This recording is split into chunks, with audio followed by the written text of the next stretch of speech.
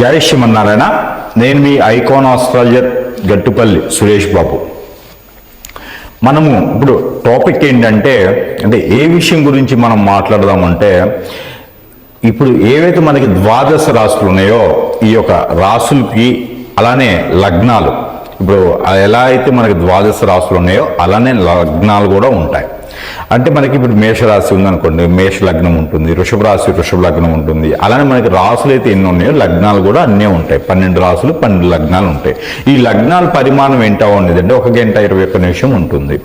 ఈ 1 గంట 20 నిమిషం ప్రతిరోజు ఉదయం బ్రాహ్మీ ముహూర్తం నుంచి మనకి సాయంత్రం వరకు నైట్ వరకు కూడా మళ్ళీ ఈ ఒక లగ్నాల పరిమాణం ఒక లగ్నం అయిపోగానే ఇంకొక లగ్నం ఇంకొక లగ్నం ఇంకొక లగ్నం అలాగనే మనకి ప్రతిరోజు కూడా ఈ 1 గంట 21 నిమిషానికి లగ్నం మారుతూ ఉంటుందన్నమాట. అయితే దానికి తగ్గట్టుగా మనకి ఆ రోజు తిథి నక్షత్రం ఏమున్నాయో దాన్ని బట్టి మనకి బాగుంటుందా లేదా అనేది ఉంటుంది. ఏ రోజైతే మనం జన్మిస్తామో ఆ రోజు ఉన్నటువంటి గ్రహస్థితి ప్రకారంగా, ఆ రోజు ఉన్నటువంటి నక్షత్ర ప్రకారంగా మనకి ఏ రాశి వస్తుంది అనేది ఉంటుంది. ఆ రాశిని బట్టి ఏ లగ్నం కూడా ఉంటుంది. ఆ లగ్నాన్ని బట్టి ఏ గోచారం అంటారు. మనం పుట్టినటువంటి తేదీ నక్షత్రం బట్టేసి ఆ రోజు మనకి ఏ నక్షత్రం ఉందో దాన్ని గోచారం అని కింద భావిస్తారు. ఈ గోచారంలో గనక 12 స్థానాలు 12 గడులు ఉంటాయి. 12 స్థానాలు అంటారు. ఆ 12 స్థానాల్లో 9 గ్రహాలు ఉంటాయి. ఛాయాగ్రహాలు పోల్చుకుంటే ఛాయాగ్రహాలు పక్కన పెడితే 9 గ్రహాలు మనం భాగిస్తాం. ఈ యొక్క సాంప్రదాయ ప్రకారంగా 9 గ్రహాలు ఏదైతే ఉందో ఈ 9 గ్రహాలు ఏ స్థానంలో ఉంటే వాటి వల్ల ఈ యొక్క రాశి వారికి, ఆ రాశిలో జన్మించిన వారికి, ఆ నక్షత్రం వారికి ఎలా ఉంటుంది, ఫ్యూచర్లో అంటే వచ్చేటువంటి రోజుల్లో ఎలా అవుతారు, నెక్స్ట్ జనరేషన్కి ఎలా ఉంటుందనేది మనం తెలుసుకోవచ్చు. అయితే దానికి భాగంగా కొన్ని దశలు కొన్ని నక్షత్రాలు, అలానే ఆ నక్షత్రాల్లో మనం పుట్టినప్పుడు గోచార ప్రకారంగా ఏ గ్రహం ఏ స్థానంలో ఉంటే ఎలాంటి అదృష్టం వస్తుంది అనేది కూడా ఒక్కసారి మనం గమనించినట్టయితే కనుక మనం ఎగ్జాక్ట్గా తీసుకున్నట్టయితే అంటే కొన్ని రాశులు మనం మనకి ఏ నక్షత్రంలో పుట్టుతామో ఆ నక్షత్రం నుంచి మనకి ఏర్పడేది రాశి. అయితే ముందు మనం నక్షత్రాలు చూద్దాం.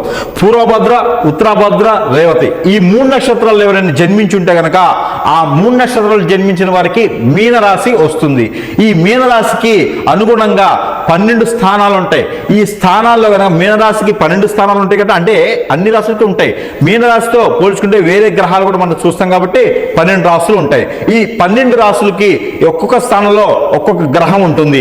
ఈ గ్రహాన్ని కనుక మనం చూసినట్టయితే కనుక ఏ గ్రహం ఏ స్థానంలో ఉంటే కనుక మీనరాశి వారికి అదృష్టం వస్తుంది, మీనరాశి వారికి దురదృష్టం వస్తుంది. ఒకసారి గమనిద్దాం. అయితే మనకి శుక్రుడు సొంత ఇంట్లో ఉన్న, శుక్రుడు 2, 4, 6, 8 స్థానాల్లో ఉన్న ఖచ్చితంగా మీకు చిన్న వయసులో పెళ్ళి అవుతుంది అని చెప్పొచ్చు.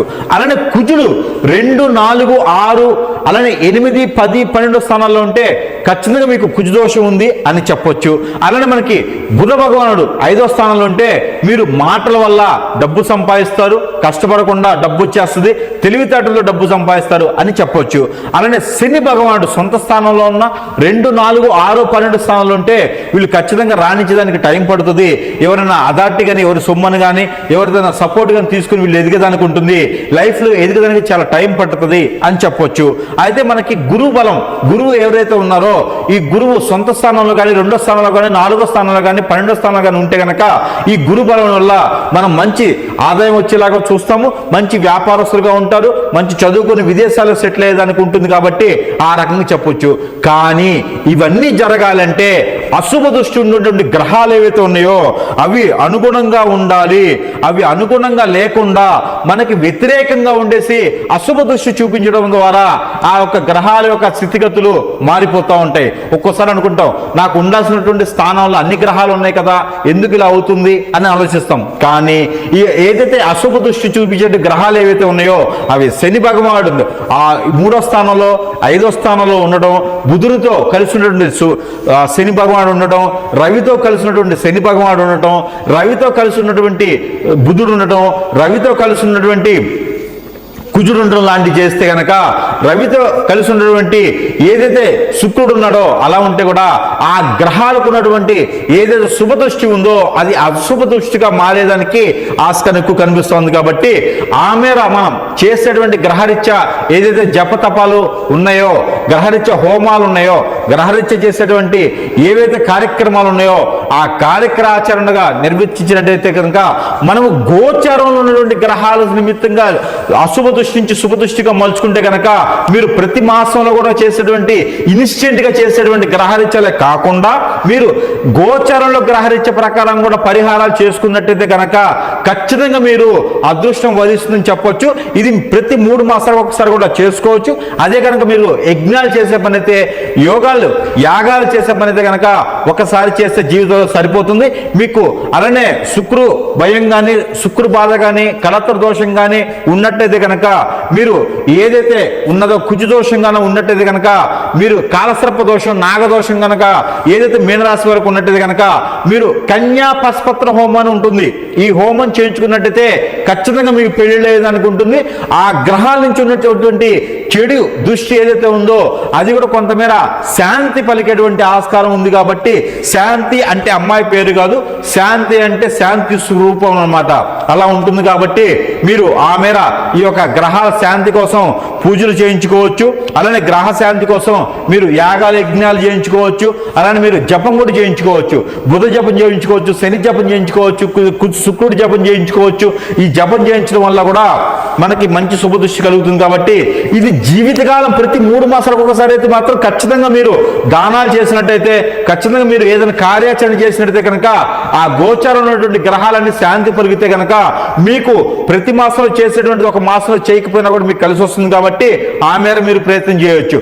అయితే మీరు ప్రతి 3 మాసాలకు ఒక్కసారి కనుక ఈ యొక్క మీనరాశి వారు ఎవరైతే ఉన్నారో ఆ మీనరాశి వారికి అశుభ దృష్టి ఉండేసి మీకు ఏదైతే పనికి రాకుండా గ్రహాలు ఉన్నాయో ఆ గ్రహాల అశుభ దృష్టి నుంచి శుభ దృష్టి మలిచినందుకు చిన్న చిన్న పరిహారాలు చెప్తాను. ఆ పరిహారాల నిమిత్తంగా మీరు చేసుకున్నట్టయితే కనుక మంచి కలిసి వస్తూ ఉంది. మీకు ప్రతి సంవత్సరంలో వచ్చేటువంటి రేగి పళ్ళు అని ఉంటాయి. మనకి ఆగస్టు నుంచి మొదలవుతాయి. మన తెలుగు రాష్ట్రాల్లో అయితే మీకు ఇంక వేరే దగ్గర ఉంటే కనుక తెప్పించుకోండి. రేగి పళ్ళు అని ఉంటాయి. ఈ రేగి పళ్ళు కనుక శివాలయంలో కనుక నైవేద్యం పెట్టినట్లయితే, గ్రామ దేవత దగ్గర నైవేద్యం పెట్టినట్లయితే మీకు మంచి కలిసి వస్తూ ఉంటుంది. మీరు ఈ రేగి పళ్ళు తొక్కలు తీసేసి ఆ రేగి పళ్ళు తొక్కలతో మీరు స్నానం ఆచరించినట్లయితే కనుక ఆ గ్రహరీత్యా ఉన్నటువంటి చెడు దోషం, ఆ కుజు దోషం కూడా మీకు తొలగిపోయేదానికి ఆస్కారం ఎక్కువగా ఉంటుంది. మీనరాశి వారికి మాత్రమే ఈ రెమెడీ. మీనరాశి వారు రేగిపళ్ళు, ఆ రేగిపళ్ళలో ఉన్నటువంటి తొక్క ఏదైతే ఉంటుందో అది మీరు స్నానం ఆచరించేటువంటి నీటిలో వేసుకొని స్నానం ఆచరించాలి. అలానే బిల్వ పత్రం అని ఉంటుంది, బిళ్ళ గన్నేరుతో బిళ్ళ పత్రం అని ఉంటుంది. అది మీరు కనుక ఆ బిళ్ళ కన్నీరు ఏదైతే ఉందో అది నీటిలో ఉంచేసి ఆ నీటిని చేతులు కడుక్కోవాలి 3 మాసాలకు ఒక్కసారి. దాని ద్వారా మీకు మంచి జరుగుతుంది. అదే తర్వాత మీకు ఇంకోటి ఏంటంటే ఉత్తరేణి ఉంటుంది. మీకు ఉత్తరేణి ఆకులు అంటే మీకు అందరికి ఐడియా ఉంటుంది, లేదా నెట్లు మీరు ఉత్తరేణి అని కొట్టండి.